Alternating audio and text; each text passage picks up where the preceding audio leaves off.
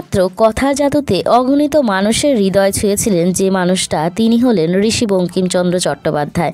আর আজকে আমি চলে গেছিলাম সেই মানুষটার বাড়িতে। হ্যাঁ, আপনারাও চাইলে যে কোনো দিন কিন্তু এখানে চলে আসতে পারেন।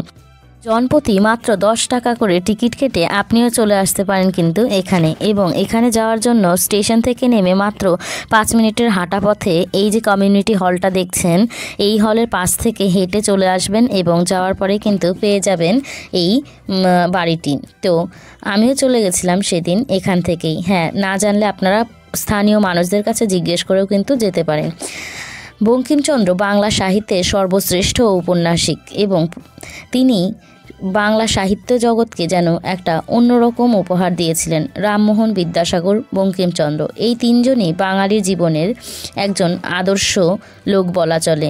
তারা নতুন আলোড়ন তুলেছিলেন, পথে দিশারি হয়ে সমগ্র মানুষকে যেন অগ্রবর্তী হয়ে পথ দেখিয়েছিলেন। এদের মধ্যে বঙ্কিমচন্দ্র কিন্তু একটা অন্য স্থান রেখেছিলেন। তার সাহিত্য সৃষ্টিগুলি বাংলা সাহিত্যের ভাণ্ডারকে আরও বিশেষভাবে সমৃদ্ধ করে তুলেছিল। তো আজকে তারই বসত বাড়ি এবং যেখানে তিনি জন্মগ্রহণ করেছিলেন সেই সমস্ত জায়গাটাকে আমি আপনাদের সামনে তুলে ধরার চেষ্টা করব আমার এই ছোট্ট ভিডিওটির মাধ্যমে। দেখতে পাচ্ছেন তার এই যে প্রবেশদ্বারটা, এখান থেকে চলে গেলেই কিন্তু আমরা দেখতে পাবো তার আতুর ঘর এবং তিনি যেখানে জন্মগ্রহণ করেছিলেন সেই জায়গাটা। তো এখানে যাওয়ার জন্য আগে আপনাকে একটা টিকিট কাটতে হবে ফার্স্টে। তো এই বাড়ির অপোজিটেই একটা রুম আছে, ওখানে যাবেন, 10 টাকা দিয়ে একটা টিকিট কাটবেন এবং কেটে আপনি প্রবেশ করবেন মূল বাড়িতে। এবং সেখানে যাওয়ার পরে আপনি কিন্তু দেখতে পারবেন তার যেখানে বসে তিনি রচনা করেছেন তার অসামান্য সৃষ্টিগুলি। রামমোহন, বিদ্যাসাগর, বঙ্কিমচন্দ্র চট্টোপাধ্যায়, রবীন্দ্রনাথ ঠাকুর, শরৎচন্দ্র চট্টোপাধ্যায় এবং সমরেশ বসু সহ এই সমস্ত সাহিত্যিকই যেন আমাদের ঘরের ছেলে হয়ে উঠেছেন। হ্যাঁ, তাদের লেখনীগুলো আমাদের ঘরে কিন্তু থাকবেই। এমন একটা বাঙালি বাড়ি নেই যে বাড়িতে বঙ্কিম, শরৎচন্দ্র কিংবা বিভূতিভূষণ নেই। হ্যাঁ, এনাদের লেখনী আমাদের জীবনের রন্ধে রন্ধে রয়েছে। প্রত্যেকটা মানুষের লেখনী যেন আমাদের কাছে একটা অমূল্য সম্পদ। বাঙালি জীবনকে প্রাচ্য ও পাশ্চাত্য আদর্শের মিলন ভূমিতে স্থাপন করেছিলেন যে মানুষটি, তিনি হলেন এই সাহিত্য স্রষ্টা। সাহিত্য তার রন্ধে রন্ধে, কথা সাহিত্য, দেশ ও দশের কথা প্রভৃতির মধ্য দিয়ে তিনি বাঙালিকে ঊনবিংশ শতাব্দীর জীবন রস ও প্রাণবাণীতে উদ্বুদ্ধ করেছিলেন।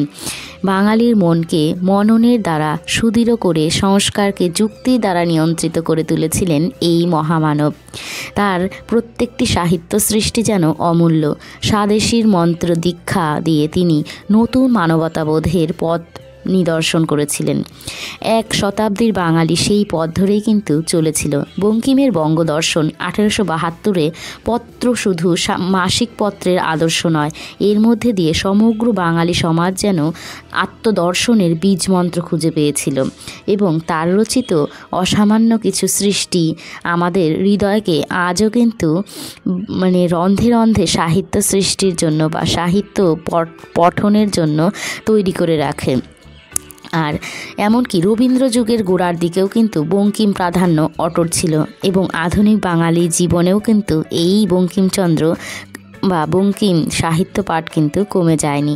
এত শত সাহিত্য, এত শত সোশ্যাল মিডিয়া, তার মাঝেও কিন্তু আমরা কিছু কিছু মানুষ এই সাহিত্য সৃষ্টিকে অনেকভাবে ভালোবাসি এবং শ্রদ্ধা করি।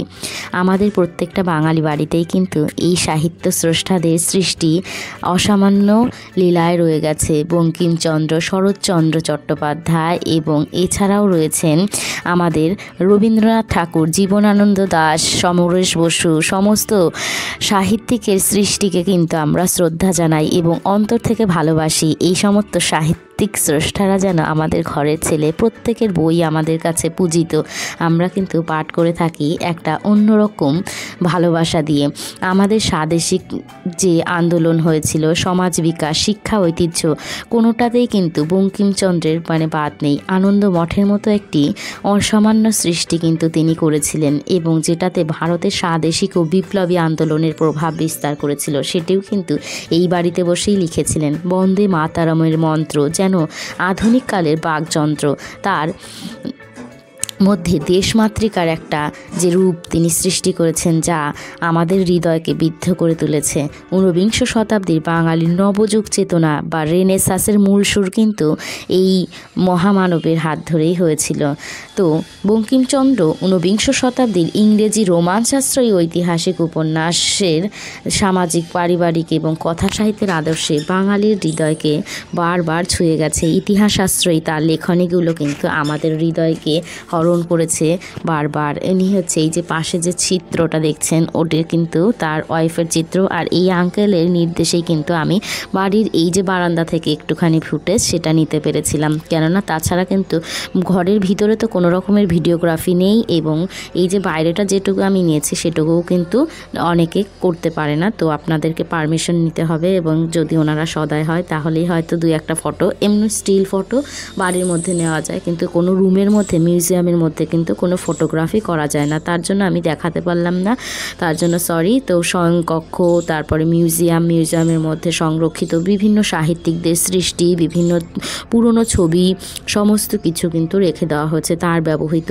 আসবাবপত্র, জামা কাপড় সমস্ত কিছু আছে।